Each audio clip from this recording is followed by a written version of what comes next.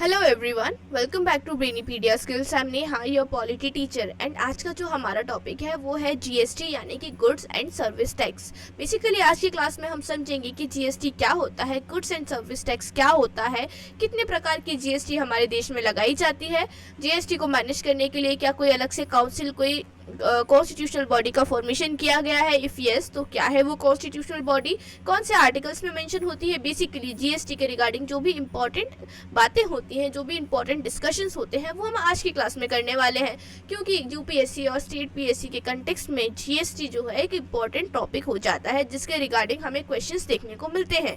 तो चलिए स्टार्ट करते हैं।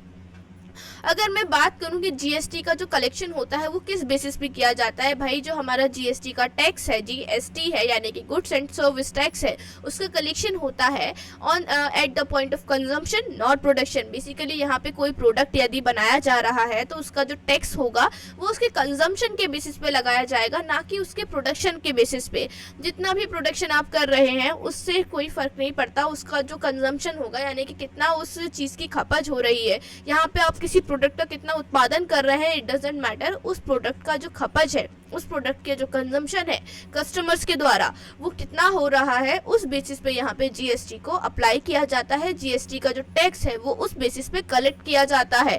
इसके अलावा हमें यहाँ डुअल स्ट्रक्चर देखने को मिलता है। किस तरीके से, पहला जो हमारा जीएसटी होता है वो सेंट्रल लेवल पे होता है, यानी कि सेंट्रल जीएसटी या फिर सेंट्रल जीएसटी जिसे हम बोलेंगे, या फिर central goods and service tax. दूसरा होता है स्टेट जीएसटी मतलब state goods and service tax. तीसरा होता है इंटीग्रेटेड जीएसटी यानी कि integrated goods and service tax. तीनों के बीच का डिफरेंस क्या होता है, चलिए देखते हैं। जो हमारा सेंट्रल जीएसटी होगा वो सेंट्रल गवर्नमेंट के द्वारा लिवाई किया जाएगा, मतलब सेंट्रल गवर्नमेंट के द्वारा अप्लाई किया जाएगा प्रोडक्ट्स पे। और जो हमारा स्टेट जीएसटी होगा वो राज्य सरकार के द्वारा लिवाई किया जाएगा यानी अप्लाई किया जाएगा। और जो हमारा इंटीग्रेटेड जीएसटी होता है, इंटीग्रेटेड जीएसटी का मतलब होता है inter state supply. Inter state supplies मतलब कई प्रोडक्ट्स ऐसे होते हैं जो एक राज्य से दूसरे राज्य में सप्लाई किए जाते हैं। किसी राज्य में प्रोडक्शन होता है और उनके जो भी प्रोडक्ट्स होते हैं उन्हें कई सारे अलग अलग राज्यों में भेजा जाता है। तो ये जो प्रोडक्ट्स होते हैं जो इंटर स्टेट्स ट्रैवल करते हैं, मतलब एक राज्य से दूसरे राज्य में, इन स्टेट्स के ऊपर जो जीएसटी लगाया जाता है उसे हम इंटीग्रेटेड जीएसटी बोलते हैं। तो यहाँ पे हमें तीन प्रकार के जीएसटी देखने को मिले। पहला सेंट्रल गवर्नमेंट का, दूसरा स्टेट गवर्नमेंट का, तीसरा हमारा इंटीग्रेटेड जीएसटी। देन इसके बाद जीएसटी काउंसिल की यदि मैं बात करूं, जीएसटी की जो भी रिस्पॉन्सिबिलिटीज होती हैं, जीएसटी में कितना % टैक्स बढ़ाना है, कितना % टैक्स कम करना है, कौन कौन सी पॉलिसीज होने वाली है जीएसटी के रिगार्डिंग, इन चीज़ों की रिस्पॉन्सिबिलिटी संभालने के लिए, इन चीज़ों का जो भी कार्यभार होता है उसे संभालने के लिए हमारे संविधान में जीएसटी काउंसिल का भी इंट्रोडक्शन कराया गया। अब ये जो जीएसटी काउंसिल है, यदि मैं बात करूं हमारे संविधान में ऐसा कौन सा आर्टिकल है जो हमें जीएसटी काउंसिल के बारे में बताता है, तो आंसर होगा आर्टिकल 279A। हमारे संविधान का आर्टिकल 279A हमें जीएसटी काउंसिल के बारे में बताता है कि किस प्रकार से जीएसटी काउंसिल जो है एक फेडरल बॉडी है। यहाँ पे जीएसटी काउंसिल जो है जीएसटी के रेट्स को लेके कि भाई जीएसटी कितना % बढ़ाया जा सकता है या फिर कितना % कम किया जा सकता है, उन सभी बातों को लेके रिकमेंडेशंस देगी। अपार्ट फ्रॉम दैट जीएसटी के रिगार्डिंग जो भी पॉलिसीज होंगी, जो भी नई नीतियां होंगी, उनके रिगार्डिंग भी ये यहाँ पे रिकमेंडेशंस देने वाले हैं। अगर मैं बात करूं जीएसटी काउंसिल के बारे में थोड़ा और कि भाई मेंबर्स किस प्रकार के होंगे, तो यहाँ पे मेंबर्स हमें देखने को मिलेंगे। सबसे पहले यूनियन फाइनेंस मिनिस्टर देखने को मिलेंगे। अब जो यूनियन फाइनेंस मिनिस्टर होंगे ये हमारे जीएसटी काउंसिल के हेड यानी कि चेयरपर्सन रहने वाले हैं। अपार्ट फ्रॉम दैट हमें यहाँ पे स्टेट फाइनेंस मिनिस्टर भी देखने को मिलेंगे और कुछ अदर मेंबर्स भी होंगे। अब यहाँ से एक सवाल बनता है कि एट प्रेजेंट में हमारे देश के यूनियन फाइनेंस मिनिस्टर कौन है। If you know the answer मुझे कमेंट सेक्शन में ज़रूर बताइएगा। एंड अपार्ट फ्रॉम दैट आप जिस भी राज्य में रहते हैं, जिस भी स्टेट में आप रिसाइड करते हैं, उस स्टेट यानी कि उस राज्य के स्टेट फाइनेंस मिनिस्टर कौन है, ये बात भी आप मुझे कमेंट सेक्शन में ज़रूर बताएंगे। यदि मैं बात करूँ जीएसटी काउंसिल में डिसीजन मेकिंग कैसे होती है, किस प्रकार से निर्णय लिए जाते हैं, तो यहाँ पे decisions are taken by 75% majority vote. Ensuring cooperative federalism. अब यहाँ पे जो डिसीजंस लिए जाते हैं, जो निर्णय लिए जाते हैं, वो 75+% अगर आपके पास मेजॉरिटी है, मतलब बेसिकली यहाँ पे भी क्या होने वाली है, वोटिंग होने वाली है, सभी मेंबर्स के बीच में यहाँ वोटिंग होगी। अगर मेजॉरिटी ऑफ मेंबर्स उस चीज़ से एग्री करते हैं तभी उस डिसीजन को फाइनल डिसीजन माना जाएगा, अदरवाइज नहीं। अब यहाँ पे कोऑपरेटिव फेडरलिज्म फिर से देखने को मिलता है, क्योंकि हमारी जो जीएसटी काउंसिल है इसमें आपको स्टेट से भी बहुत सारे मेंबर्स देखने को मिलते हैं, और यहाँ पे डिसीजन मेकिंग के टाइम पे सेंट्रल गवर्नमेंट किसी भी प्रकार से एक बोलना चाहिए सेंट्रल गवर्नमेंट जो है हमारी किसी भी प्रकार से यहाँ पे ऑटोनॉमी ना दिखाए, अपना दबाव ना दिखाए, अपने ही पक्ष में, अपने ही पलड़े में डिसीजन मेकिंग ना कर ले, जिससे कि हमारी जो स्टेट गवर्नमेंट है उन्हें ऐसा लगे कि यहाँ पे जो पार्शलिटी है वो की जा रही है, स्टेट्स को ऑटोनॉमी दी जा रही है, और सेंट्रल गवर्नमेंट को ऑटोनॉमी दी जा रही है, और स्टेट गवर्नमेंट की नीड्स को, स्टेट गवर्नमेंट की रिक्वायरमेंट्स को कम्प्लीटली इग्नोर किया जा रहा है। तो इन सारी चीज़ों से ही बचने के लिए यहाँ पे जो फाइनल डिसीजन मेकिंग है वो यहाँ वोटिंग के द्वारा रखी गई, और साफ बोला गया कि जो भी डिसीजन मेकिंग होगी, जो भी नतीजे निकलेंगे, वो 75+ मेजॉरिटी यदि आपके पास है तो ही आपके डिसीजन को हम मान्य मानेंगे, अदरवाइज नहीं। Then it resolves disputes and ensures uniformity in GST implementation. अब जो हमारी जीएसटी काउंसिल होती है उनका एक और काम होता है कि किसी भी प्रकार के डिस्प्यूट्स, किसी भी प्रकार के कॉन्फ्लिक्ट्स अगर अराइज होते हैं सेंट्रल गवर्नमेंट और स्टेट गवर्नमेंट के बीच में, तो उसे हमारी जीएसटी काउंसिल रिजॉल्व करने वाली है, यानी कि सॉल्व करने वाली है। और साथ ही साथ इस बात का भी ध्यान देंगी कि शांतिपूर्वक, सही तरीके से, पीसफुली जीएसटी का इम्प्लीमेंटेशन यहाँ पे हो सके, जीएसटी को अच्छे तरीके से इम्प्लीमेंट कराया जा सके। इसके बाद बेनिफिट्स की यदि मैं बात करूँ, हमारा जो जीएसटी है इसके क्या बेनिफिट्स हमें निकल के आते हैं। सबसे पहला, it eliminates cascading tax on tax. कई बार ऐसा होता था कि पुराने टाइम पे जीएसटी के पहले टैक्स के जो हमारे टैक्सेस होते थे उसके ऊपर भी अलग से टैक्स लगाया जाता था। बेसिकली बहुत सारे इनडायरेक्ट टैक्स हमें देखने को मिलते थे, फॉर एग्जांपल वीएटी एटसेट्रा। अब ये जो बहुत सारे इनडायरेक्ट टैक्स होते थे, इन चीज़ों से हमें राहत मिलती है, शांति मिलती है।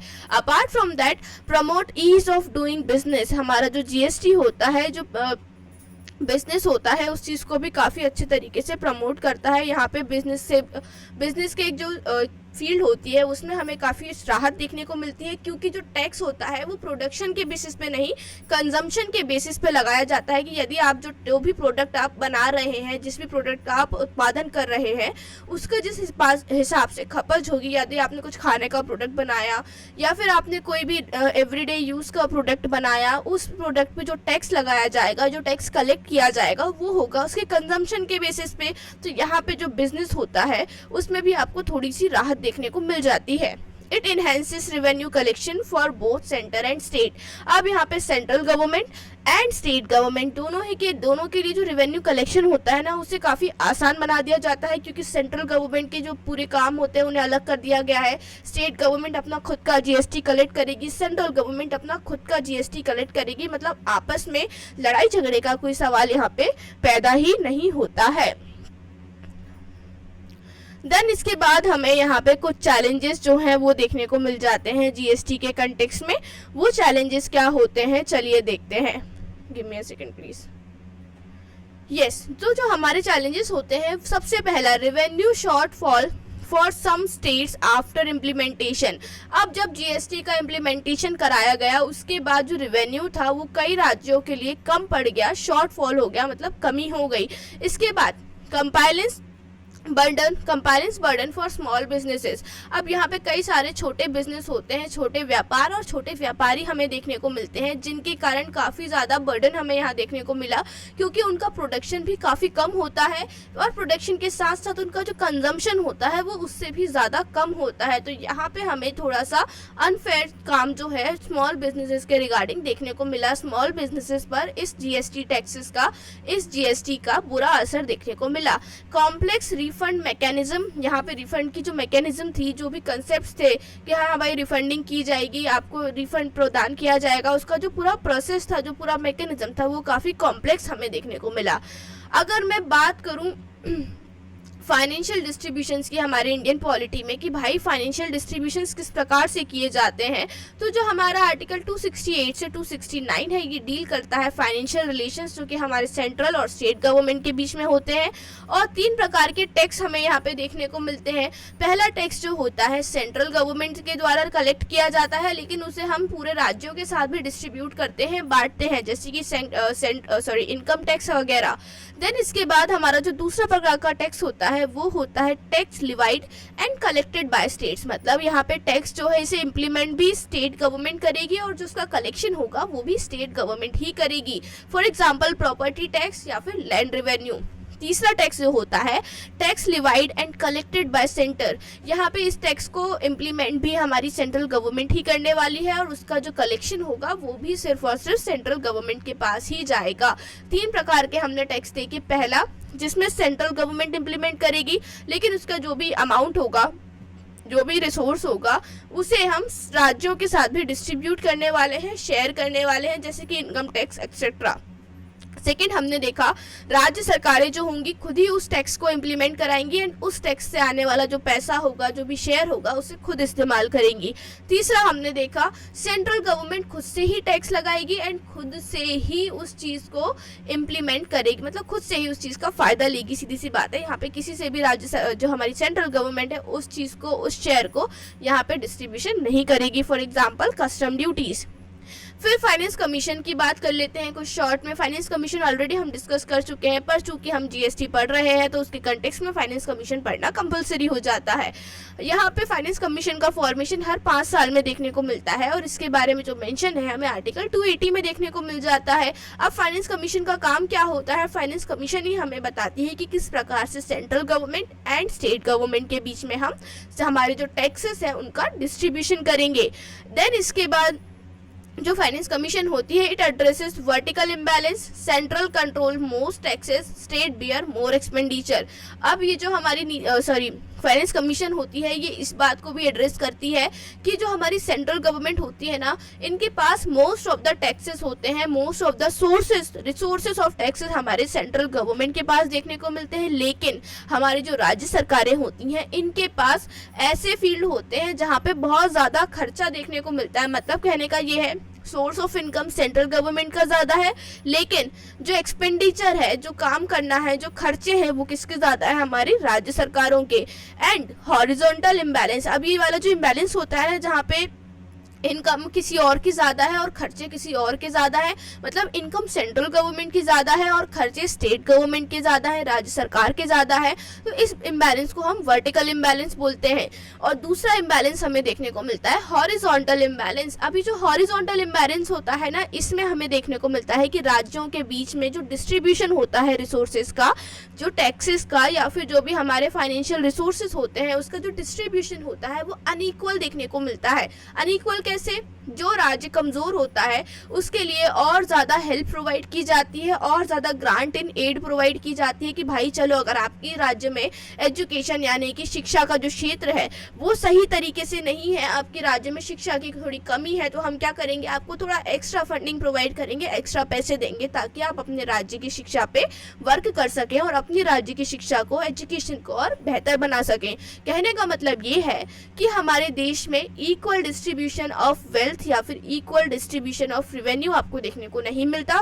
जिस राज्य को जितनी ज़रूरत होती है उसके हिसाब से डिस्ट्रीब्यूशन यहाँ देखने को मिलेगा। जो काफ़ी अच्छे राज्य होंगे, बड़े बड़े राज्य होंगे, रिच राज्य होंगे, अमीर राज्य होंगे, जैसे महाराष्ट्र, कर्नाटका, इन जगहों पे आपको इंफ्रास्ट्रक्चर जो होगा, एजुकेशन जो होगा, हेल्थ जो कंडीशंस होंगी लोगों की काफ़ी बेटर देखने को मिलेंगी as compare to Bihar and Orissa. तो यहाँ पे इन राज्यों को जो टैक्स कलेक्शन होगा वो उसके अकॉर्डिंग दिया जाएगा कि भाई जितनी आपको ज़रूरत ही नहीं है तो हम इतना ज़्यादा फंडिंग, इतना ज़्यादा टैक्स आपको क्यों प्रदान करें, क्यों प्रोवाइड करें। तो इसके बाद यहाँ पे हमने 2 तरीके की चीज़ें देखी। पहला है वर्टिकल इम्बैलेंस, दूसरा है हॉरिजॉन्टल इम्बैलेंस। फिर इसके बाद ग्रांट इन एड की अभी मैंने बात करी कि भाई जो अलग अलग राज्य होते हैं, जिस राज्य को जिस हिसाब से ज़रूरत होती है उस हिसाब से ग्रांट्स यानी कि कुछ फाइनेंशियल हेल्प प्रोवाइड की जाती है। अब ये जो ग्रांट इन एड है ये हमारे संविधान के आर्टिकल 275 में हमें देखने को मिलते हैं। स्पेशल ग्रांट्स में बी गिवन टू बैकवर्ड और स्पेशल कैटेगरी स्टेट्स। कुछ जो बैकवर्ड स्टेट्स होते हैं या फिर स्पेशल कैटेगरीज के स्टेट्स होते हैं, राज्य होते हैं, उन्हें कुछ स्पेशल ग्रांट्स प्रोवाइड की जाती हैं इस आर्टिकल के अंदर। देन जीएसटी और रेवेन्यू का अगर मैं डिस्ट्रीब्यूशन की बात करूं तो GST revenue is shared equally between centre and state. GST से जो भी रेवेन्यू कलेक्शन होता है, जो भी रेवेन्यू का जनरेशन होता है, उसे central government and state government के बीच में 50-50 के रेशियो में डिस्ट्रीब्यूट किया जाता है। मतलब 50% स्टेट गवर्नमेंट का एंड 50% ही सेंट्रल गवर्नमेंट का। IGST is apportioned between the center state as per GST councils recommendation. अब जो हमारा इंटर स्टेट वाला हमने GST देखा था कि जब इंटर स्टेट यहाँ पे हमारे प्रोडक्ट्स जाने वाले हैं, गुड्स जाने वाले हैं, ये वाला टैक्स था। देखिए मैं आपको बताती हूँ।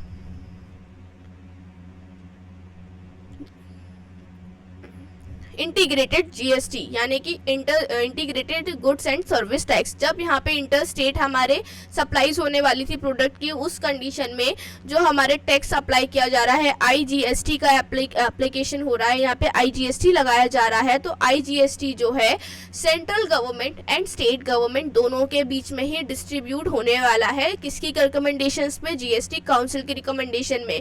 यहाँ पे GST काउंसिल इस बात को डिसाइड करने वाली है कि जो IGST है वो सेंट्रल एंड स्टेट गवर्नमेंट के बीच में किस प्रपोर्शन में डिस्ट्रीब्यूट होगा। Then to compensate states for revenue loss due to the GST Compensation Act 2017 was enacted, ensuring 5 years of compensation। अब जो 2017 में हमारा GST का एक्ट आया था, या मच बेटर। तो 2017 में हमारा जो GST का एक्ट आया था, इससे कई राज्यों को काफ़ी लॉस, रेवेन्यू का जो नुकसान था उससे झेलना पड़ा, क्योंकि GST ने कई सारे इनडायरेक्ट टैक्सेस को बंद कर दिया था और भी कई सारे बदलाव हमें टैक्स की दुनिया में देखने को मिले थे, जिसके कारण कई सारे राज्यों को नुकसान झेलना पड़ा। तो उन राज्यों के नुकसान की भरपाई करने के लिए 2017 में GST कंपनसेशन एक्ट लाया गया, जिसमें ये बोला कि भाई 5 साल का जो कंपनसेशन है वो हम आपको इंश्योर करते हैं कि भाई 5 सालों का जो भी नुकसान रहा, जो भी आपका कंपनसेशन है, वो हम आपको प्रदान करने वाले हैं इस GST कंपनसेशन एक्ट 2017 के द्वारा। तो यहाँ पे बेसिकली GST का जब इंट्रोडक्शन हुआ, उससे जो भी नुकसान हुए उस नुकसान की भरपाई करने के लिए यहाँ पे GST कंपनसेशन एक्ट को इंट्रोड्यूस कराया गया। अब यहाँ पे फाइनेंशियल डिस्ट्रीब्यूशन में कई सारे की चैलेंजेस हमें देखने को मिलते हैं। की चैलेंजेस किस प्रकार के होते हैं? फिजिकल फेडरलिज्म, भाई सेंट्रल और स्टेट जो होती है ना, उसके बीच में हमें बहुत सारे इम्बैलेंसेस देखने को मिलते हैं। The imbalance between the centres revenue collection and states expenditure responsibility. जैसा कि मैंने आपको बताया कि जो सेंट्रल गवर्नमेंट है इनके पास पैसा ज़्यादा होता है, वहीं जो राज्य सरकारें हैं इनके पास रिस्पॉन्सिबिलिटी ज़्यादा हो जाती हैं। फिर डिपेंडेंस ऑन सेंट्रल ग्रांट, हमारे जो राज्य सरकारें होती हैं ये सेंट्रल गवर्नमेंट पे डिपेंड होती हैं अपने पैसों के लिए, अपने फंडिंग के लिए, जिसके कारण यहाँ पे कई बार अगर सेंट्रल गवर्नमेंट जो है किसी भी परेशानी की वजह से, किसी भी मुद्दे की वजह से इन्हें ग्रांट एड प्रोवाइड नहीं कर पा रही है, पैसे प्रदान नहीं कर पा रही है, तो उसके कारण स्टेट गवर्नमेंट के बहुत सारे इंफ्रास्ट्रक्चर प्रोजेक्ट्स जो होते हैं, डेवलपमेंटल प्रोजेक्ट्स जो होते हैं, या फिर हेल्थ और एजुकेशन के फील्ड में जो उनकी पॉलिसीज होती हैं उस पर रोक लग जाती है, उस पर उनमें जो एक डिले हो जाता है, देरी हो जाती है, क्योंकि सेंट्रल गवर्नमेंट से पैसा आने में डिले हो रहा है। फिर इसके बाद इकोनॉमिक डिस्पैरिटीज देखा, किस तरीके से wealthier states like Maharashtra generate more revenue compare to poorer states like Bihar. अब जो महाराष्ट्र जैसे राज्य होते हैं, कर्नाटका जैसे राज्य होते हैं, ये काफ़ी वेल्दियर स्टेट्स होते हैं। यहाँ पे बहुत बड़ी बड़ी इंडस्ट्रीज आपको देखने को मिलेंगी, फैक्ट्रीज देखने को मिलेंगी, जिसके कारण इन राज्यों का जो रेवेन्यू कलेक्शन होता है वो काफ़ी ज़्यादा देखने को मिलता है एज़ कम्पेयर टू बिहार या फिर उड़ीसा। बिहार उड़ीसा जैसे राज्यों के कंपैरिजन में जो महाराष्ट्र और कर्नाटका जैसे राज्य होते हैं, यहाँ पे हमें रेवेन्यू का कलेक्शन काफ़ी ज़्यादा देखने को मिलता है, जिसके कारण हमें यहाँ पे एक इकोनॉमिकल जो इक्वालिटी होती है वो राज्यों के बीच में देखने को नहीं मिलती। कोई राज्य काफ़ी अमीर हो जाता है तो वहीं कोई राज्य काफ़ी गरीब। देन कंक्लूजन पे हम आना चाहेंगे कि भाई कंक्लूजन क्या निकलता है जीएसटी का ओवरऑल। तो GST represents a move towards cooperative federalism. अब जो हमारा जीएसटी है ये कोऑपरेटिव फेडरलिज्म के टुवर्ड्स, मतलब कोऑपरेटिव फेडरलिज्म की तरफ एक काफ़ी अच्छा मूव है, but Effective financial distribution requires addressing the challenges of fiscal imbalance, ensuring states fiscal autonomy. लेकिन यदि आप चाहते हैं कि एक इफेक्टिव फाइनेंशियल डिस्ट्रीब्यूशन हो कि भाई हाँ सही प्रकार का फाइनेंशियल डिस्ट्रीब्यूशन केंद्र सरकार और राज्य सरकारों के बीच में आपको देखने को मिले, तो इस चीज़ के लिए आपको इंश्योर करना पड़ेगा कि जो हमारे राज्य सरकारें हैं उनके पास फिस्कल ऑटोनॉमी हो, मतलब अपने जो टैक्सेस कलेक्शन है, रेवेन्यू से रिगार्डिंग जो चीज़ें हैं वो उन चीज़ों पर डिसीजन मेकिंग खुद कर सके। उन्हें अपने राज्य के फंडिंग के लिए, रेवेन्यूज़ के लिए यहाँ पे सेंट्रल गवर्नमेंट पे डिपेंड ना होना पड़े, क्योंकि कईयों बार ऐसा देखने को मिलता है कि सेंट्रल गवर्नमेंट पे डिपेंड होने के कारण राज्य सरकारों के जो कार्य होते हैं, जो नीतियां होती हैं, जो पॉलिसीज होती हैं, उनके इम्प्लीमेंटेशन में काफ़ी डिले हमें देखने को मिल जाता है। Mechanisms like GST Council and Finance Commission ensures equitable resource sharing, promoting balanced and development across the nation. अब यहाँ पे इन चीज़ों से बचने के लिए GST काउंसिल और फाइनेंस कमीशन जैसी कमिटीज़ का फॉर्मेशन किया गया, जो इस बात को इंश्योर करते हैं कि राज्य सरकार और जो हमारी केंद्र सरकार है दोनों के बीच में रिसोर्सेज का जो डिस्ट्रीब्यूशन है वो सही तरीके से हो, ताकि एक तरीके का बैलेंस जो है दोनों के बीच में बना रहे। ना तो सेंट्रल गवर्नमेंट यहाँ पे ज़्यादा बोलना चाहिए पावरफुल देखने को मिले फाइनेंस के कंडीशन में, और ना ही राज्य सरकार ज़्यादा पावरफुल देखने को मिले।